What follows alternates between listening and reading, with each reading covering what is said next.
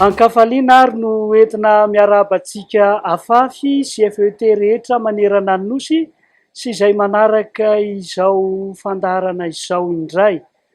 Ary ankafaliana ihany koa no entina miarabantsika rehetra amin'izao andro ankalazantsika ny fetiny Masimbavy Terezin'i Jesosy Zazakely, mpiaro ny afafy FET maneran-tany sy mpiaro voalohan'ny misiona ihany koa.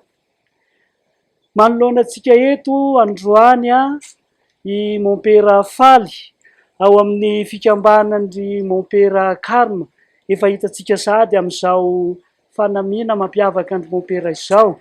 Nasaina manokana izy amin'ity andro an'ity satria fantatsika moa fa i Terezy kely dia anisan'ny mpikambana tao amin'ny Masera Karmelita, ary ny Montpera Carme dia anisan'ny namolavola ny fiainam-panahin'izy ireo. Ka dia miarabanao zahay Montpera ary misaotra anao sahady satria nanana fahafoizan-tena tokoa ianao ary nanaiky avy hatrany raha vao nangatahana sy nasaina mba hifampizara amin'ny ankizy sy ny tanora sy ny mpanabe ao amin'ny afafy FET, ilazalaza hifampizara ny fiainan'ny Terezy kely. Tsy ny afafy sy ny FET ihany moa fa maro koa ireo olona izay ataontsika hoe manaraka ity fandaharana ity amin'ny alalan'ny pejy Facebook. Ka dia izay indrindra no antony izao fandaharana izao satria nofidin'ny fikambanana maneran-tany moa zany ny Terezy kely miaraka amin'ny François Xavier ho mpiaro ny afafy sy ny FET. Ka izay koa no araka ny voalazako teo no anton'izao fanasananao manokana izao satria ianareo ao Montpera Carme mahalala kokoa no zahay momba ny Terezy kely, ary ho fandalinana sy ho fahalalana bebe koa ny Terezy kely ho an'ny ankizy sy ny tanora no tena anton'izao fotoana manokana izao. Tsara ihany koa ny ahalalantsika fa i Montpera nge ka tena vokatry ny FET, ary fantatsika hatramin'izay fa ny FET dia anisan'ny tany-ketsa ny fiantsoan'Andriamanitra. Ka dia faly zay Montpera satria tena témoignage fijoroana vavolombelona ho an'ny FET ihany koa izao ataonao izao. Misaotra indrindra Montpera, dia afaliana ho any koa no mifampizara aminareo tsika rehetra FET amin'izao andro ankalazana ny Masimbavy Terezy kely izao. Masimbavy Terezin'i Jesosy Zazakely moa ny filaza azy. Dia isaorana an'keo ianareo amin'ny fanasana, ny fahatokisana, ny fampizarana an'izay fiainan'ny olo-masina izay. Marina fa Terezy kely dia olo-masina tao amin'ny Karmely, kanefa efa tonga olo-masitsika rehetrarehetra izy, ary indrindrandrindra ho antsika ankizy sy ho antsika tanora rehetra dia lasa olo-masina miaro ny misiona sy ny ankizy tanora, ary indrindrandrindra ny FET manerana an'izao tontolo izao ihany koa ity olo-masina ity. Dia isaorana be dia be amin'ny fanasana, dia ataoko fa mirary antsika rehetra ihany koa mba ahita izay vokatsoa avy amin'izay aim-panahy ny Terezy kely izay. Saotra Montpera.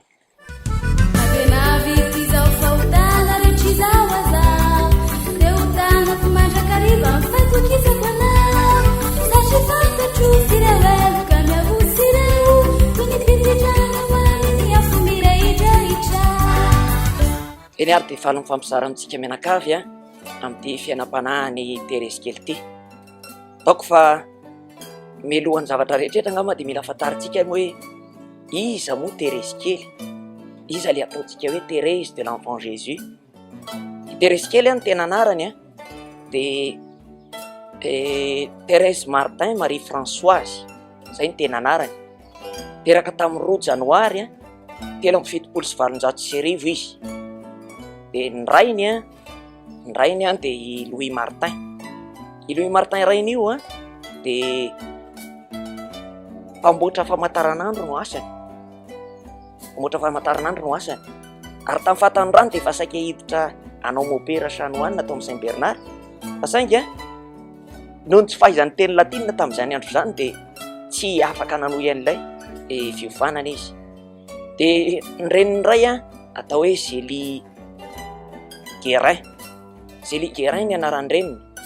Io reniny io indray dia anisan'ny mpanjaitra tena nikoizana teo an-tanàna. teo amin'ny tanàna ny Alanso mazava ho azy efa saika hanao masirany keo ny mamany fa saingy tsy navelany ny supérieurany trano moa de janona teo zany ny fiainandry zareo de avy eo tafahoana izy roa reo tafahoana de nivady fa nagaga rehefa nivadiny zareo de rehefa vita ny mariage de nifanao voadiny zareo hoe hijanona tomom-pianadata ao an-trano zany hoe tsy hiteraka zay ny faniridy anohy an'le fiainana saika nieritreretiny kanefa ny mopera pampikofesandry zareo nanoro azy hoe tsy zany mihitsy ny atao hoe mpivady ny asan'ny mpivady indrindrandrindra de ny mampitombo ny taranak'Andriamanitra ary indrindrandrindra ny mitondra an'izay fanohizana ny asan'Andriamanitra zay de nanomboka teo moa zany de nanapa-kevitra ry zareo niteraka 5 vavy be zao 5 vavy be ny zanany de ny 4 tamin'ireo maty mbola kely fa ny 4 ny nanao karmelita de ny anankiray miditra tany amin'ny Masera Clarisy de avy eo moa nifindra tany amin'ny Visitadine. De ohatran'izay zany ny tantarany Terezy amin'ny ankapobeny izy Terezy. Jésus, orilaisse tout ianao dia ampiay. Ny fitiavanao indro fa manaraka ahy. Aminao indrindra tsapako avokoa izao rehetra izao, eny azoko ny ilaiko. Atao anatiko ato ilay fonao sarobidy sy ilay endrikao tovolamena tsy misy mahaory ahy. Tiako indrindra ianao, Jésus.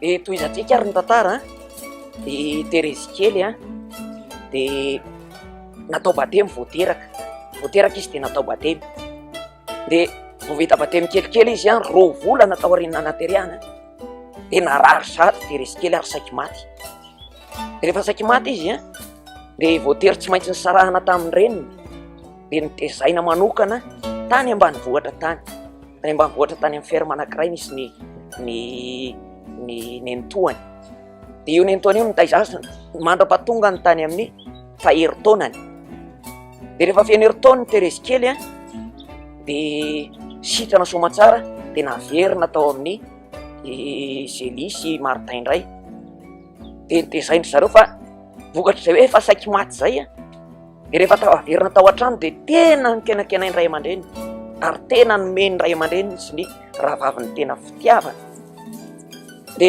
anisan'ny ainan'ny Terezy tao an-trano zany zay hoe ny olona rehetrarehetra hitsapany fa tia azy izy koa moa faravavy raha teo mazava be fa nahita ny fitiavan'ny olona rehetrarehetra de avy eo rehefa nitoy ny tantara de miaina ny fanabeazana nomeny ray aman-dreny azy araka nefa fantatsika de dada sy mama ny saika hanao masera saika hanao mopera kanefa tsy tody de zay fiainana saika niainany zareo zay de tena niainany tao an-trano ihany koa ka ny fomba fiainandry zareo ao an-trano de anisan'ny manaraka ritma maromaro ohatra hoe isaky ny amin'ny 5 sasany maraina de tsy maintsy mamonjy lamesa daholo ny rehetrarehetra de ao anatin'izay ihany koa tsy maintsy manaraka ny fivadikanina zay tonga taona de misy fivadikanina ihany koa zany ao an-trano fivadikanina ny fiangonany reny ary avy eo de fianakaviana manontolo mihitsy no misy fotoana andraisana vahiny andraisana le mahanitra sy ny andre de manome fanampiana ho an'ny sahirana de mandeha mamangy ny marary ary mandeha mamangy ny be antitra zany rehetrarehetra zany zany de anisan'ny nanabe any Terezy kely tao anatin'ny fianakaviana ary nahatonga azy ho lasa tiany hafa ho tiany manodidina azy ihany koa de lasa mitsetra ny madinika sy ny mahantra. Manatombo ny fitiavan'i Jesosy ka hiezaka mibebaka ampanota ho valin'izany. De toy izantsika ny tantara feno efa taony Terezy efa tao anatin'le fiainam-pianakaviana tiany olona rehetrarehetra maty ny mamany satria mamany moa zany de efa tamin'izy efa mbola kely efa nitezaina aretina de feno efa taona zany Terezy de maty ny mamany rehefa maty ny mamany Terezy de hitantsika fa rehefa nireny zay no mandao ny tokantrano rehefa nireny zay ny tsy ao de manomboka niova ny toetrany Terezy De rehefa maty ny mamany a, de le zokiny le manarakaraka ny voalohany, i Pauline no niraisiny hoe solon-dreniny. Io manomboka izao ianao indray nataoko reniko Pauline, de i Pauline zany no nikarakara ny Terezy ho solon-dreniny.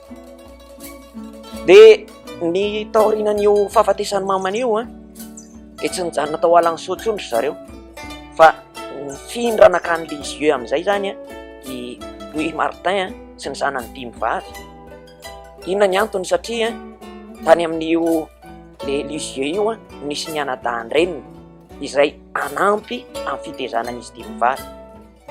Rehefa mifindra nakany zareo de niova amban'ny ambiansany keo, niova amban'ny ambiansa amin'ny toerana, satria tany Alanso nisy anazy taloha de ao amin'ny orinasany reniny le mpanjaitra de misy mpiasa be dia be, de tena mikitaba sy ny anana rehetrarehetra falifaly daholo.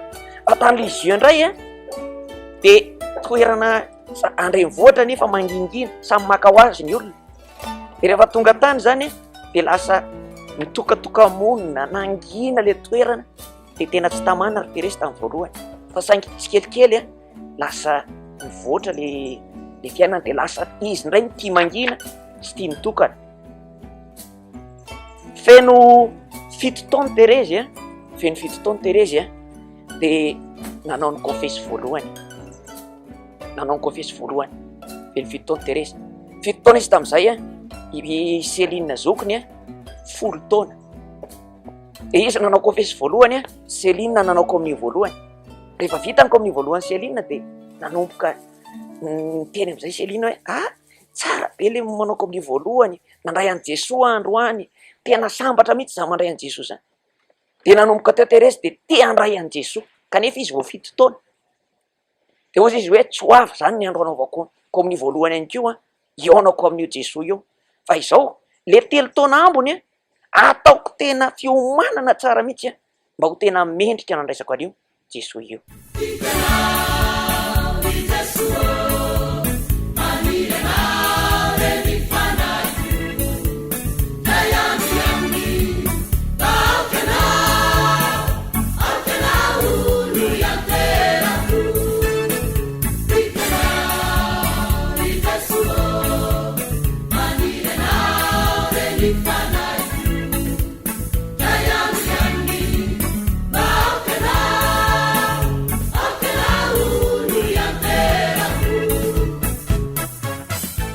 Feno 20 taona Terezy, 20 taona sy tapany, de niditra nianatra tao amin'ny Masera Benedictine. Gaga angambonareo efa maninona 20 taona sy tapany vao niditra nianatra, satria Terezy na de mbola kely aza de efa nampianarandreo rahavavandreo fa tao an-trano, fa sambasamby izy zany vao andeha ho any ampianarana teo amin'ny 20 taona sy tapany. De niditra tany andro Masera Benedictine, de noho izy efa nahazo kory tany an-trano de anisan'ny nahay Terezy tao am-pianarana, fa nanomboka hoe zay izy zany vao manomboka hifangaro amin'ny olona, satria teo aloha tao an-trano foana. De rehefa nifangaro tany amin'izay ary de nelona ny namany izy mazava ho azy, de nanaovan'ny namany toetra tsy zaka eny ampianarana. De rehefa misy fotoana mitomany, de misy fotoana tonga ny an-trano tsy te hiverina hianatra intsony, fa ampirisiany ray aman-dreny, ampirisiany rainy sy ny rahavaviny hoe andao ihany. De nitohizana teo ihany zany ny fianaran'ny Terezy de zavatra tsapa ny mpampianatra any am-pianarana. De Terezy de olona mangingina, de mitokatokana, de tia mangina. De indrindrindrindra ohatra rehefa récréation de le izy tsy zatra miaraka amin'ny olona de izy mitokana ery, fa ny olona mikitaba ery, le kitaba zany tsy tiany. De ny zavatra mitranga rehefa tonga ny an-trano izy de na de rehefa lakamisy sy alahady ry zareo tsy mianatra, de am'ireo mba hiarahany kely amin'le cousine ny ao an-trano. Misy cousine amin'izay atao hoe Maria, de miaraka milalao ao an-trano. De inona ny kilalaonareo? Inona ny kilalao nareo? Manao masira de mitokana. De ao anatin'izay le mitokana zay iny fitokana monina, fahanginana, vavaka, zay ny kilalao mba fanaondry Terezy tao an-tokotany, ao an-tokotany zareo tao Lisieux. Feno 7 taona ary Terezy. Rehefa feno 7 taona Terezy de lasa nandeha nakany amin'ny Karmely indray, niditra Karmelita le Pauline raha tadidinareo le Pauline nraisy no reniny taoriana nafatany reny. De rehefa lasa niditra Carmelite Pauline nanjombo ny Terezy satria very mama zany. Hoy izy hoe very indray le mamako faharoa, diso fanantenany Terezy. De mba ho fampionona anazy de hozy izy Pauline hoe or Terezy ny Carmely anie, ny Carmelita, ny fiainan'ny Carmelita le andehanako anie de fiainam-pahanginana zay andrasan'i Jesosy atsika, mba iarahana amin'ny bebe kokoa.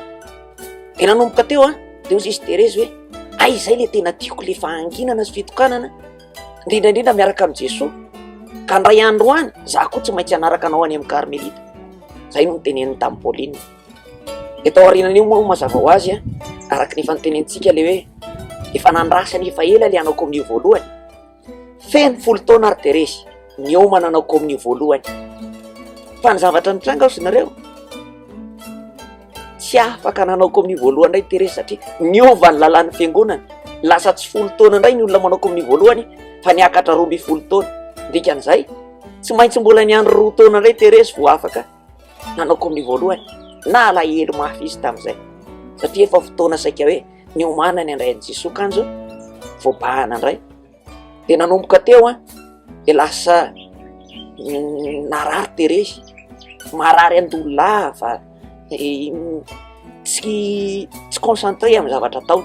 De hita hoe varendrina matetika, mitoka-monina, mitomany. De nanomboka teo zany niova ny toetran'ny Terezy ary lasa nisy marary andolo lava matetika izy. Raha eken'Andriamanitra ny faniriko dia olaniko amin'ny fanaovan-tsony sy ny lanitra. Rehefa tonga any an-danitra aho dia ity hitsahatra androtsaka orandreo izay ety ambony tany. Feno 12 taona ary Terezy, 720 de nandeha nanao vakansa tany amin'ny dadatoany izy Céline, nandritra ny vakansa de Pâques. De rehefa nandeha nanao vakansa tany izy de efa nanomboka le narary andony ana iny zany, de efa manomboka hafahafa Terezy fa saingy mba manao vakansa kely de mba mety akarivotra. Ao amin'ny vakansa indray resadresaka teo am-pisakafoanana hariva, navery le dadatoany indray ny resadresaka momba ny mamany. De nanohana ny fony Terezy zay de nitomany izy, tomany be izy iny hariva iny. De nialina manontolo izy lasa tsy natory. De tao aorianan'izay nialina manontolo iny lasa krizy amin'izay Terezy, nanomboka nanao krizy amin'izay, ohatran'ny vonintazo mangovotra, voambe mangovotra ny ana rehetrarehetra iny. De avy eo natsona maika ny dadany de naka anazy tany amin'ny vakansa de nitsabony Terezy. Fa ny mpitsabo tsy nahita hoe inona ny tena aretiny fa aretina hafahafa mbola tsy fahita amin'ny ankizy.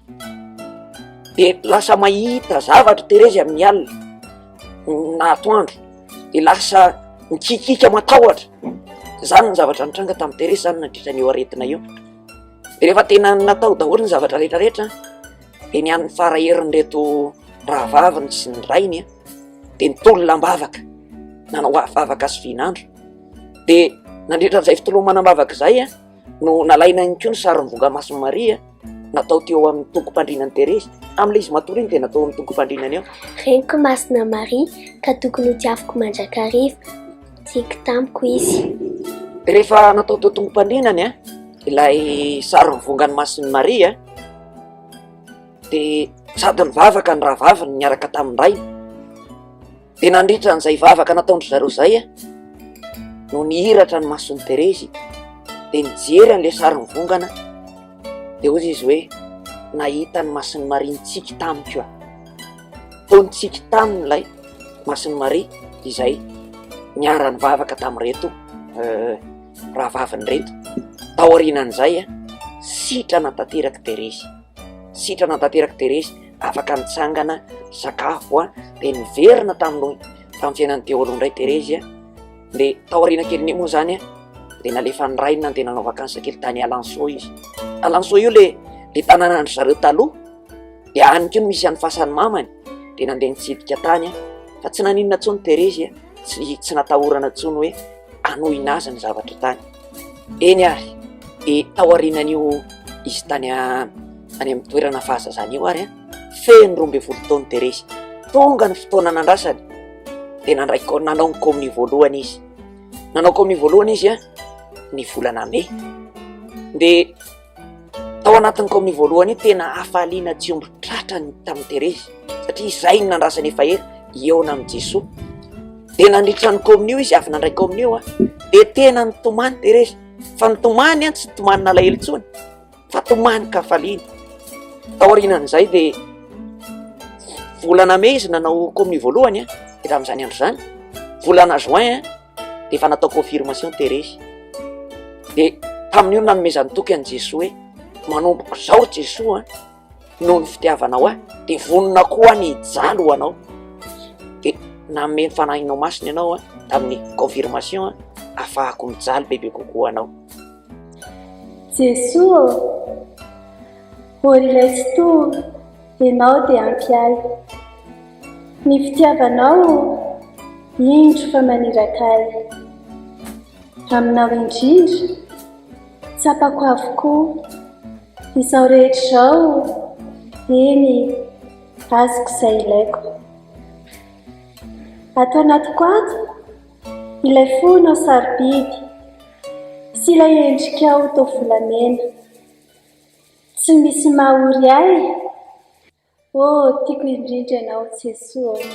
Fahatelo amby folo taona ny ary Terezy de noho izay fitiavany an' Jesoa tao amin'ny communion voalohany izay de nanomboka nanolo teny izy, nanomboka niditra be dehibe tany amin'ireny fikambanana masina ireny izy. De anisan'izay nidirany Terezy izay ilay apostolat de la prière izay niavian'ny efete ankehitriny io. Ny apostolat de la prière io de nitolona-bavaka nanomboka tamin'ilay atao hoe fanolorana ny andro. Zany hoe fanolorana ny tenanao rehetrarehetra zay zavatra ataonao mandritra ny andro de atolotra an' Jesoa mba ho tonga fanavotana ny hafa sy ho fanavotana sy ho famelana ny heloka vitany keo. De io le ataontsika mivavaka fanoloran'ny andro, le ataontsika ifety mivavaka fanoloran'ny andro io. De Terezy kely keo zany de anisany nanao an'io vavaka io. Ary izay vavaka izay moa efa nitenen'ny Pauline taminy talohan'ny nanomanany communion voalohany. De zavatra nitranga tao anatin'izay nanomboka ny aina tsikelikely ny atao hoe fahafoizanteny Terezy. Nanomboka nijery ny atao hoe fanetretena. De nanomboka ny keo nijery ny hafa de miezaka manao asa soa isan'andro. Anisan'ny tarigetrany tao anatin'io fikambanana zay ny ainan'io tele apostolat de la prière. Ny faraparan'io fahatelo amby folo taonan'io de nanjombona kely indray ny fiainan'ny Terezy satria nanao la retraite ny zareo momban'ny fiainam-panahiny kristianina. De nisy mopera tamin'io le mopera curé andry zareo tao nampanao an'le la retraite. De la retraite nampatahotra be an'ny Terezy le izy satria miresaka momban'ny fahafatesana, miresaka momban'ny fahotana mafaty, hoe zany fahotana mafaty zany mahaverany amin'ny afo be. De momban'ny fitsarana farany, hitsarana antsika daholo io ataontsika rehetrarehetra io.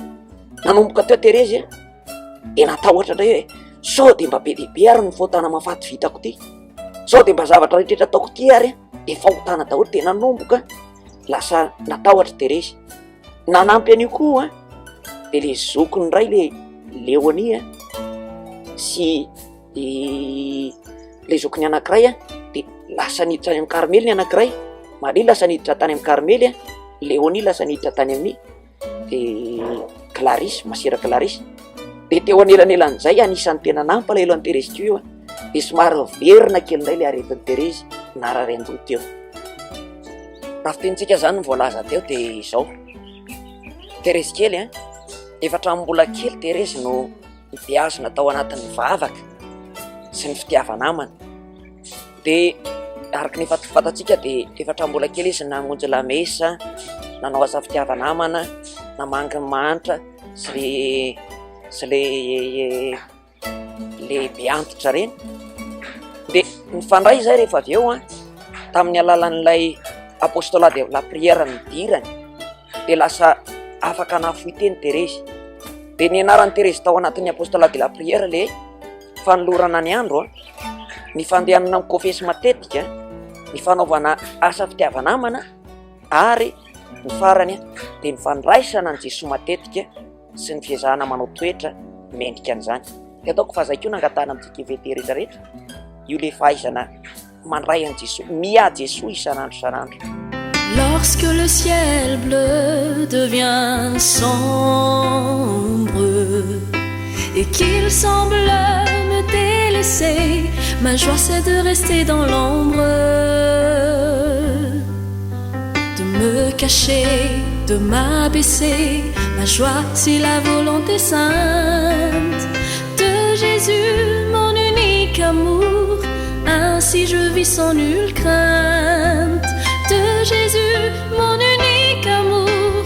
J'aime autant la nuit que le jour. Eny ary de amin'ny tapany faharoa de idirantsika ny hoe Terezy de mpiaro ny mission ko izy. De mety fa metram-panontaniana ho antsika rehetrarehetra hoe fa maninona ary Terezy izay karmelita nihiboka kanefa lasa mpiaro ny mission? De ho resantsika izay amin'ny tapany faharoa ty. Atomboko amin'ny hoe mbola tsy niditra karmelita akory ny Terezy de fa nanana mpitantana ara-panandro zareo miravavy avy. Mopera jésuita anankiray io mpitantana ara-panahy io, mopera Almir Pichon, io ny anaran'le mopera. De io mpitantana ara-panandro izy miravavy avy, ndry Pauline, ndry Céline, ndry Terezy, ndry Marie. De rehefa voatendro ho any Canada le mopera tamin'izay fotoana izay de niteneniny tamin'ny Terezy hoe Terezy manomboka izao marina fa tsy eto akaikinao tsony fa manomboka izao Jesosy ndray mpitantana anao manomboka izao. De araka ny fantatsika moa rehefa niditra karmelita amin'izay ary zany Terezy kely. De araka ny fantatsika hoe ny karmelita de no avoziny le atao hoe masimbafy Terezy zay. Terezy d'Avila izy io fa tsy Terezy kely, samy hafa izy ireo. Terezy d'Avila de le atao hoe Terezin'i Jesosy, fa Terezy kely de atao hoe Terezin'i Jesosy zazakely. De anisan'ny antom-pisian'ny karmelita nanavoza masimbafy Terezy azy ny hoe mivavaka ho an'ny pretra, satria misy reo pretra reo ny miaro ny finoana sy mitory ny finoana eo amin'izao tontolo izao. De adivin'ny karmelita no mivavaka ho an'ireny mpiaro ny finoana sy mitory ny finoana ireny. De nanampy an'io vocation an'ny Terezy kely io tao amin'ny karmelita hoe hivavaka ho amin'ny pretra ny fahitany anankiray toe-javatra anankiray ohatran'izao. Nisy mopera Carme, lehibe amin'ny mopera Carme tao Frantsa tamin'izany andro zany, niala mopera de nanambady de avy eo nanorona le atao hoe Église catholique Gallican. De nanomboka teo zany nahitany Terezy hoe le pretra nivadika tamin'ny antsony vao maika nanosika azy bebe kokoa hoe hivavaka ho an'ireo pretra ireo mba ho tena masy toetra ho mendrika ny antso fiantson'Andriamanitra azy. De zay anisan'ny antom-pisian'ny Terezy tao amin'ny Karmely, nanombohan'ny atao hoe asa misionera ho an'ny Terezy. Tsapako izao fa nanomboka ny asako, rehefa ialy ety antany ety, de lay asa fanirana mpianatra ity, toy izay nitiavako anao de ety antany ety.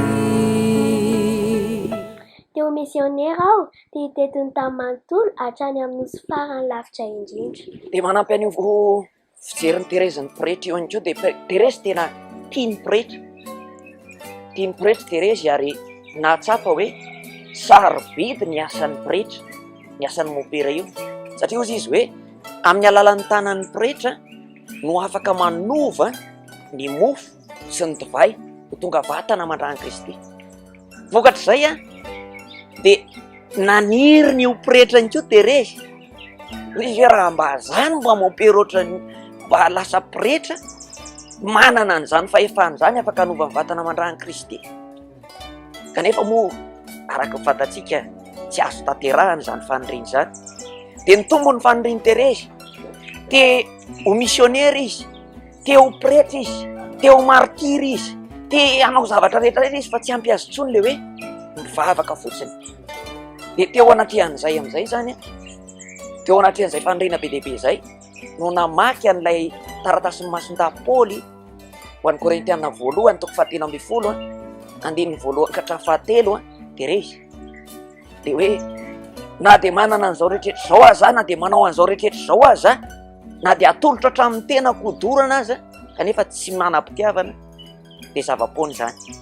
Ozy izy Terezy hoe be dehibe le fandriko kanefa tsy azo tanterahana, hitako kay ny lakile, hitako ny anjarako ao anivon'ny fiangonana ho fitiavana, de avy zay tanteraka daholo reo fandriko rehetrarehetra reo, afaka nomporehetra, afaka manohana ny martiry, afaka manohana ny missionnaire ny rehetrarehetra raha ohatra ho fitiavana.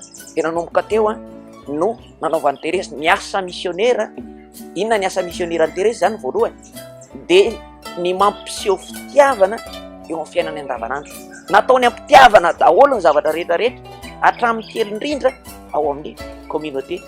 De teneniko ianareo hoe misy fotoana tantaran'ny Terezy kely izy ty, mandritra ny Terezy kely mamafa trano de izy le mamafa le vovoka iny de sady mivavaka izy hoe engany ery Jesosy mba ohatran'reto isan'reto vovoka reto no fanahy voavonjy ny pretra any amin'ny mission zay ataony rehetrarehetra ny arivavahako zany. Hitanareo hoe zavatra kely tsisy dikany fa tena nisy dikany ho an'ny Terezy de efa nasiany fitiavana. De zay ihany koa no amporisihana antsika rehetrarehetra, anao ny asa mpitiavana sy anoditra mpitiavana zay kely vitantsika ho an'i Jesosy.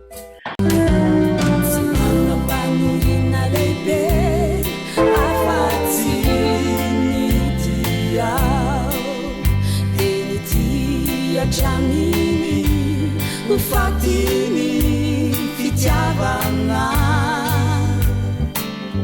haleu kula vichania julavani fanavantena sachi Kristinu fiaina kusian fitia avaku. Jereo Dady fa voasoratra eny an-danitra ny anarako. Itoizantsika ny asa missionnaire ny Terezy de anisany andray anjara tamin'ny fitorian'ny evanjely io ihany koa ny Karmelita tamin'izany andro zany. Ary anisan'ny voalohany tamin'ireny ny Karmelita tao Frantsa tamin'ny tao Lisieux. De tamin'ny 1920 de nanomboka voalohany ny Karmelita tao Lisieux nanorina communauté couvent ivelan'ny Eropa, de nakany Espagne, nakany Vietnam. Nanomboka nanorina tany a Vietnam, tany atao hoe Saigon zany izy ny Karmelita tao. De misy Karmelita anakefatra nandeha nanorina ny communauté tany, mission voalohany nataon'ny Karmelita zany izy io. De anisan'ireo masera nandeha voalohan'ireo nisy an'ilay atao hoe Anne du Sacré-Cœur. De io sœur Anne du Sacré-Cœur io rehefa iverina avy any amin'ny mission taona vitsivitsy teo aoriana de niraitra ny tamin'ny Terezy. De nifampizara tamin'ny Terezy ny fomba fiainana tany amin'ny mission. De nanomboka teo naniry ihany koa Terezy hoe mba handeha ho missionnaire hitovy amin'ireo rahavavin'ireo. De tamin'ny taona 520 de nanorina communauté anankiray indray ny masera Karmelita tany amin'le hoe Anoï. De fa anisan'ny voatendry handeha ho any Terezy kanefa noho ny tsy fahasalamany de voasakana indray Terezy tsy afaka nandeha nanao mission. De nanomboka teo de naniry Terezy hoe ahoana ny ahatonga ho missionnaire. Efa naniry izy ny andeha fa saingy tsy afaka. De tao aorinan'io zany nankiny masera lehibeany hoe eny ary no ianao tsy afaka nandeha nanao missionnaire nefa te hanao missionnaire de ankiniko aminao no mivavaka ho an'ireto pretra missionnaire anankiroa ireto. De lasa mivavaka ho an'ireo pretra missionnaire anankiroa ireo i Terezy zay nataony hoe anadaha ny ara-panahy rehefa avy eo. Hamafy vonindraozy am'ireo fiangonana mijaly mba hidirany amin'ny fiainana rehefa ny amparany any ny fiangonana mitolona tsy avelaky ady rery atolorako ampingade ny tompo ilay mahe. Izy ary ny anaran'ireo mopera anankiroa reo. Ny anankiray de mopera Maurice Bellière izay nanao mission tany Afrika tamin'izany andro zany. Ary ny anankiray indray de Mopera Roland zay niasa nanao mission tany Chine. De izy mirahalahy reo zany misy fotoana any amin'ny mission any de miverina mamangy Andry Terezy eo amin'ny ao amin'ny Carmelita de mizara ny zavatra nataony any mission.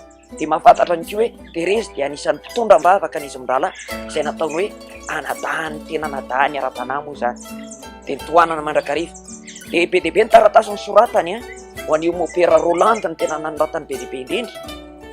De anisan'ny teneniny tao hoe nareo de miasa any amin'ny toerana misy anareo avy any miaraka amin'ny tenin'Andriamanitra sy ny asa pastoraly. Fa ny anjara biriky kosa manohana anareo aty amin'ny Carmelita de amin'ny alalan'ny vavaka tsy akijanona ho anareo sy amin'ny alalan'ny fanolorana ny fijaliko mba hampahomby ny asa pastoraly ataonareo. De raha tadidinareo fa zay le nitenenitsika tany amin'le le apostolat de la prière. Ary mbola ataontsika eo amin'ny EVT le hoe atolotra anao any koa ny hafaliko sy ny fijaliko. Akambako amin'ny fijalian'i Jesosy Kristy zany ho fanonerana ny faotako de ho fangatahana ny zavatra rehetra nafoizanao teny eo ambony hazo fijaliana. De io le fangatahana ny zavatra rehetra io le atolotra ho an'le missionnaire miasa. Io zany anjara toeran'ny Terezy teo anatrehandreo anadahan'ireo hoe nareo ny tena miady any fa za koa aty manohana bavaka miara-miasa tsika mba hampahomby amin'ny mission. De zay mahatonga ny hoe ho an'ny Terezy zany na ny miatra nany ambavabasy le miasa pastoraly reny de Mopera miasa any na le masera mitondra-bavaka azy manokana aty de reo rehetrarehetra reo natao hoe missionnaire tambatra. Satria tsy afaka mamokatra ny asa pastoraly raha tsy misy vavaka, ary tsisy dikany koa ny vavaka raha tsy misy asa pastoraly. De mifameno zany reo zavatra anankiroa reo. Dikan'izay hoe ninona ataotsika amin'ny toerana misy atsika afaka ho missionnaire daholo tsika rehetrarehetra raha ohatra ka mifanohana bavaka de avy eo ihany koa manao zay asa vitatsika mba ho fampandrosoana ny finoana sy fifanohana indrindra amin'ireny missionnaire reny. Ahoana no itiavako anao? Ny fitiavanao ry Jesosy no mbola angataiko, mbola ny fitiavanao no anova itanteraka. De tolory ay ilay afo izay manafaka, azoko fitiavana miampy fahasoavana. Azoko tiavina ianao, ndao atao hoe toy ny namana, ary anasina anao aho tahaka ny any an-danitra. Ho tiaviko indrindra ianao, izay tratrako sy azoko atao mba hitiavanao ay Jesosy, ilay tsy miova sy maharitra. Eny ary de maranantsika azy de raha miresaka momba ny Terezy kely sy ny mission atsika de izao hoe anisan'ny zavatra mampalaza ny Terezy le atao hoe fo missionnaire. Fananana le atao hoe fo missionnaire zany hoe misy ny miasa any amin'ny missionna rehetrarehetra any fa misy ihany koa de mitondra ambavaka ary manohana an'izay mission atao zay. De raha isiny kely io mitovy amin'le hoe le fiainatsika ny vatantsika. Le olona miasa rehetrarehetra ny mission reny zany no mitovy amin'ny tanana, tongotra, ny vava, maso zay hitatsika miasa. Fa saingy reny rehetrarehetra reny nefa tsy afaka mihetsika raha tsy mitempo ny fo. De ilaina ny fo tsy hita kanefa afaka manosika ny sisa rehetrarehetra hiasa. De ozy izy Terezy hoe mitovy amin'izay ny anjara asan'ny Carmelita eo anoloan'ny reny rehetra sy ny missionnaire rehetrarehetra miasa eny amin'izao tontolo izao reny. Ka na ireo miasa na ireo mitondram-bavaka de samy missionnaire avokoa. Tsika rehetrarehetra zao de afaka no missionnaire avokoa raha ohatra ka mifanohana sy manao zay vitatsika, manao ny adidy apetraka Andriamanitra amintsika eo anoloantsika ampitiavana de ho lasa missionnaire toa ny Terezy ihany koa tsika. Famaranana farany de ny Papa Ray Masina, ny Papa Jean Paul II no nanangana ny Terezy ho mpampianatry ny fiangonana tamin'ny 9 Oktobra 1777. De tamin'izay koa de taorianan'izay no nitenenana azy ihany koa fa mpiaro ny mission izy miaraka amin'ny Masinda François Xavier. De ina moa mahasamihafa an'izy da le nitenenin'ny Terezy teo. Pastor François Xavier nitety tany ary Terezy tao anatin'ny monastera fa mifamehany reo zavatra anankiroa reo. De izy mpiaro anankiroa koa zany de mifameno any koa arak'izay hoe ny asa sy ny vavaka de mifamena mandrakariva eo amin'ny fiainantsika kristianina. Saotra antsika rehetrarehetra naharitra hatramin'ny farany.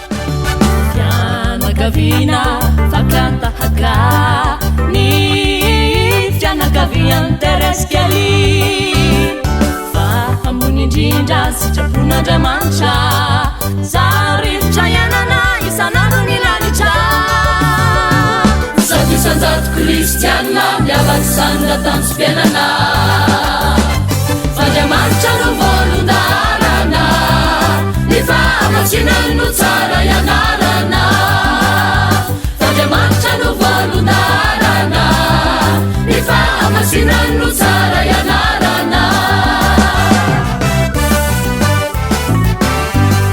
Amin'izao andro fankalazana ny fetin'ny Masimbavy Terezin'i Jesosy zazakely izao ary dia mikarakara fifaninanana ny foibe nasionaly ny afafy FFT eto Madagasikara. Ka ny lohahevitrintsika amin'izany dia ny hoe maka tahakay toy ny akako tahaka ny Kristy izay hitantsika ao amin'ny Korintiana voalohany toko faha 12:1. Inavy ary ireo fepetra takiana mandritra izany fifaninanana izany. Ny voalohany dia hatramin'ny faha 9 Oktobra no fandefasantsika ny rakitsary rehetra. Izavy ary no afaka mandray anjara mandritra izany fifaninanana izany. Ny afafy FET vehivavy rehetra tsy ankanavaka dia afaka mandray anjara avokoa na kely, na tanora, na lehibe. Ny taonantsika izay mandray anjara dia atao mifanaraka amin'ny tantaram-piainan'ny Masimbavy Terezin'i Jesosy zazakely.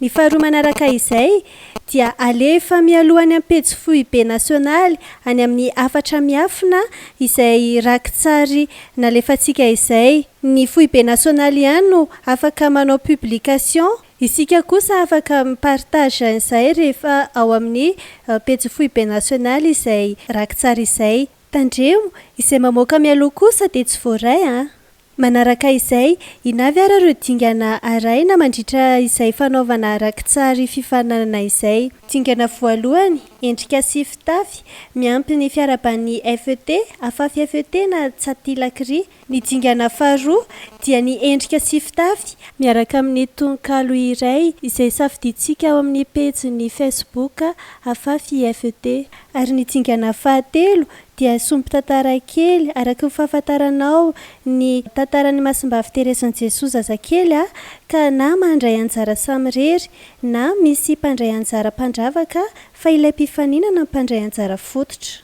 Ny fanazavana rehetra izay voalaza teo dia mbola ho hitantsika ao amin'ny pejy Facebook ny afafy FET ary raha ohatra misy tsy mazava dia afaka miantso mivantana ny foibe nasionaly fa kosa amin'ny andro fiasana ihany ary amin'ny ora fisokafan'ny birao. Dia toy izay sy toy izay ara no anamariantsika indray ny fetin'ny Masimbavy Terezin'i Jesosy zazakely amin'ity indray mitoraka ity. Koa manantena ny fandraisantsika anjara ary dian'izao ihany koa dia efa miomana ianareo lehilahy fa efa ho avy ihany koa ny fakatahaka any Masinda François Xavier.